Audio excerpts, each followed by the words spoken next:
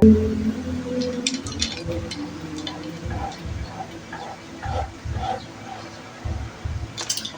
there, my beloved yung soulmates! Welcome to Renzo Tarot Channel. Andito naman po yung lingkod para bigyan kayo ng isang soulful and meaningful na tarot reading. Dito naman po sa inyo lagi nabangan at sinusubaybayan ng Renzo Tarot Channel. Mega shoutout po sa lahat ng ating soulmates sa buong Pilipinas at sa buong mundo na laging nanonood at nakasubaybay. Maraming salamat po sa inyong walang sawang tiwala, suporta at pagmamahal.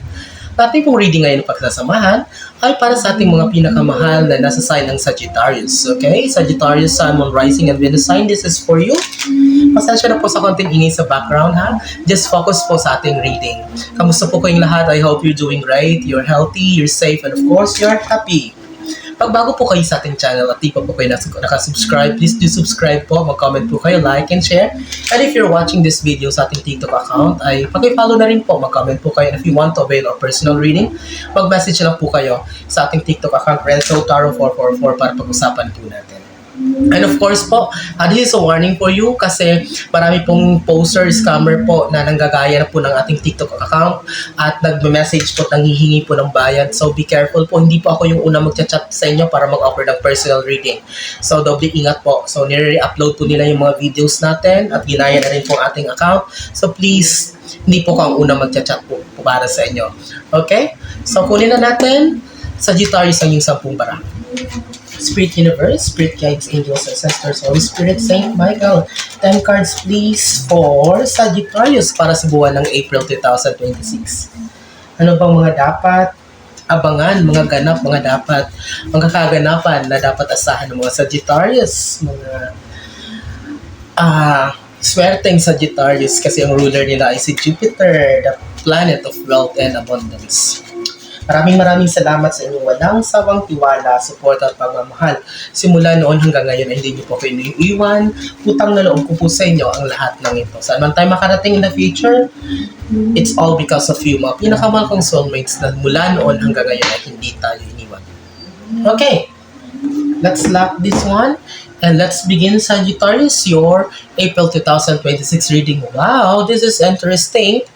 Una mong baraha sa April 2026, Sagittarius ay parang may makikilala ka, may matutuklasan ka sa paligid mo or katrabaho ba to, or maybe this is person intimate, parang close sa'yo na parang may mabubulgar or matutuklasan mo na parang may lihim pala siyang galit or inggit sa'yo. Or parang may ginagawa siya or something na hindi mo naman alam, hindi ka aware, ay parang, tingnan mo, this is discovery. Matutuklasan mo itong tao na to kung bakit ganyan ang asta niya. That's why, or siguro lately, nararamdaman mo na to or namamasdan mo na to, but dead ka lang. But by April, tingnan mo ha, makikilala mo na talaga, mabubulgar ito. Okay? But don't worry, wag ka matakot. Oh, tingnan mo, insecure talaga itong tao sa'yo. Tingnan mo. Kasi parang may mga sadness din siyang nararamdaman. Hindi siya masaya sa progress mo. Actually, grabe rin pinagdadaan itong tao na to. That's why parang ikaw yung napapagbalingan. Okay, parang nilalayuan din siya ng mga tao eh. Nilalayuan din siya ng mga kaibigan, nilalayuan din siya ng mga trabaho because siguro toxic din itong tao na to. At ngayon, ikaw naman yung makapagtripan sa April. Okay, Sagittarius, doble ingat ha. So, and kapag wala namang ginagawang masama, so don't be worried or huwag kang matakot. So, just do your job with all honesty. Gawin mo lang kung anong tama. Of course, and God, si universe nang bahala sa taong ito. But I can see hindi naman to mauwi sa malala talagang, problema or confrontation. Siguro, kasi nasa sayo lang yan kung magre-react ka o hindi. But makikita mo na talagang may hindi o siya okay sa'yo. But it's how are you going to react kung lalala ba ang sitwasyon. Pero kung ako sa'yo, lagi kong ina-advise this year will be so emotional, itong 2026. So hindi pwedeng both sides ay kumbaga kapag yung isa ay galit, gagantihan mo rin ang galit. So, hindi pwedeng magsalpukan yung mga emosyon. Okay? So, Sagittarius, you need to take it easy. Relax ka lang. Ikaw na lang yung magpakambaba. Ikaw na lang yung lumayo. At matatapos din yan. Sasawa din yung tao na yan.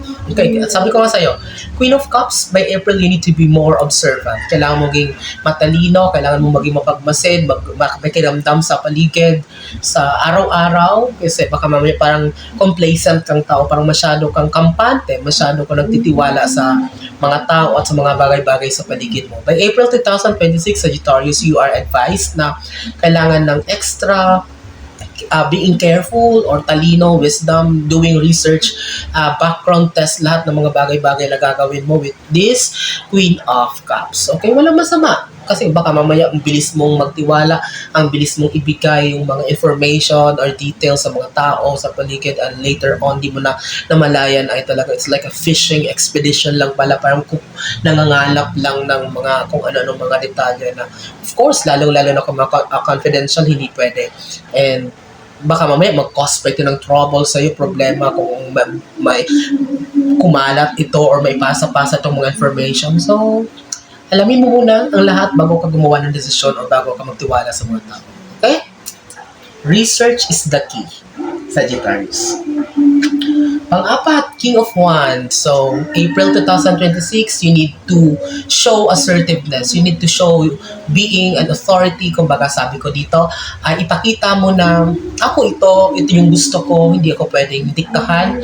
Tama na yung mga panahon, Sagittarius, na parang kinonsider mo yung feelings ng ibang tao. Kung dati may gusto mong gawin, hindi mo tinutuloy, hindi mo ginagawa kasi baka masaktan si ma-okay naman ganito. Marami kang mga pangarap na pinalipas, marami kang mga bagay na gustong gawin na parang dinelay mo. It's because kinoconsider mo yung feeling, yung magiging reaction ng ibang tao, ng family members, friendship. So, but this time by April 2026, ipakita mo naman na kailangan ko rin tumayo sa sarili ko, na hindi umaasa sa ibang tao o hindi nanghihingi ng opinion ng ibang tao. So, King of Wands, you need to show authority, you need to express what you really feel. Pakita mo, be honest with yourself talagang, ito yung gusto ko. Okay? So, why don't, kumbaga, ako naman muna ngayon. So, this is the term. Ako naman muna by April. Buwan ng April, Sagittarius, ito yung, kumbaga, mindset na i-apply mo. Wow! Tapos na ang laban. Panglimang baraha magician. Expect a very, very extraordinary, amazing buwan ng April, Sagittarius. Magician. Nasa iyo na ang lahat. Ikaw na, the best. Kasi sabi ko nga talaga, pinanganak kayong swerte dahil ka Jupiter. Please, Sagittarius, alagaan ang pera, alagaan kung ano man ang darating na blessings, ha? Hindi araw-araw ay Pasko, hindi lahat ng buwan na darating ay katulad ng April. At sinasabi ko nga sa inyo, Sagittarius, balato naman dyan, pautang naman dyan. Ang dami, hindi lang pera, trabaho, promotion, love life, on all aspects with the Magician card. This is a big turnaround for you, Sagittarius. Grabe. Grabe talaga. All I can say is grabe. Ikaw na talaga. Magician, expect a windfall, buhos ng blessings, biyaya, good news para sa'yo. Happiness. Wow, Sagittarius. We have 5 cards remaining before we proceed to our second row. Ulitin ko po, kapag di pa kayo nakasubscribe, please do subscribe po. Yan pong hingi kong tulong sa inyo. Like, comment, and share. If you're watching this video sa ating TikTok account, Friends of Tarot 444, pareho lang pong pangalan, ha? Paki-follow na po. And if you want to make a personal reading, direct message po kayo, mag-chat po kayo sa akin. Hindi po ako ang unang mag-chat sa inyo. May mga nanggagaya po ng ating account at nanghihingi po ng pera, ganito. Please, doble ingat po kayo sa mga manloloko ngayon. Okay?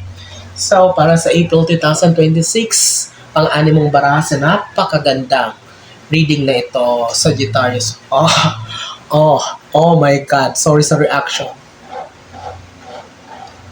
Pwede ba matulala muna ng ilang segundo? Wow, Sagittarius. Grabe. Tumaya nga kayo sa loto. Why don't you try? Ako na nga advice sa inyo, ha? Wheel of Fortune. Ruleta ng kapalaran. Magkasunod ang dalawang rank 1 at rank 2 na most powerful card here sa tarot cards ko. Sa loob ng 3 years na nagta-tarot reading ako, ngayon lang ito nangyari, na magkasunod. Lumalabas naman itong Magician, pero magkasunod. Grabe. Grabe kayo Sagittarius. Ang laki nito. Hindi lang ito basta-basta. Oh my God. Sabi ko nga, tumaya kayo. O any kind of game of chance. Please, subukan nyo lang. Balatuhan nyo na lang ako. Yun lang masasabi ko sa Sagittarius. Congratulations. Wow. Ngayon lang ako naka-income. Kaya pala, may naiingit sa'yo eh. Kasi ang daming dumarating, may parating pa.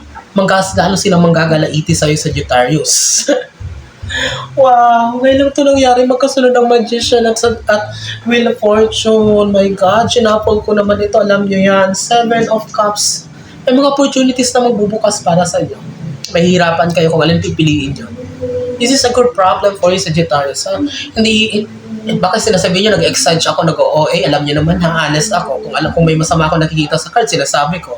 Hindi ako nagsisinungaling. Pag sinabi ko talagang sobrang maganda. Options. Choices will be opening. Doors of opportunities will be knocking on your doors. Okay? So, expect good news. Expect opportunities, blessings. Ikaw na lang mahirapang mamili dito. Congratulations, Sagittarius. You truly deserve this. April 2026, masasabi mo will be the best month. Isa sa the best na buwan para sa buong buhay mo, Sagittarius. Believe me. Paghawakan mo ito, claim mo na ito. Huwag ka na magduda pa. Okay? Balikan niyo ako sa video na ito. Kapag nangyari yan. Page of Cups, harvest season. Tingnan mo, connected ang barahan natin. Queen of Cups. Maging maingat, observant, huwag magtitiwala sa tao. Focus ka sa goal mo. Kung anong plano mo, yun ang gawin mo. Focusan mo. You don't need to, huwag ka na makialam sa buhay ng iba.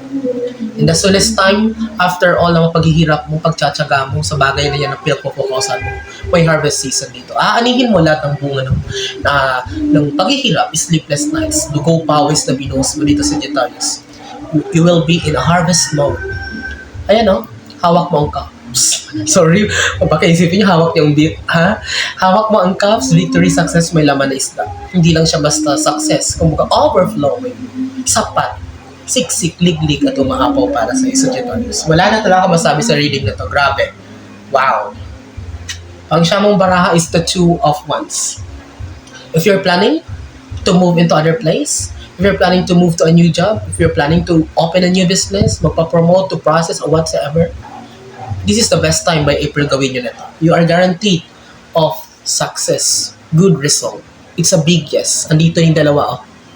Ano man ang isipin nyo, ano man ang planuhin nyo, ano man ang gawin nyo na yan sa April 2026. I'm telling you, Sagittarius, ngayon ka lang makaka-experience ng ganito klaseng buwan na talagang wow. All I can say is wow.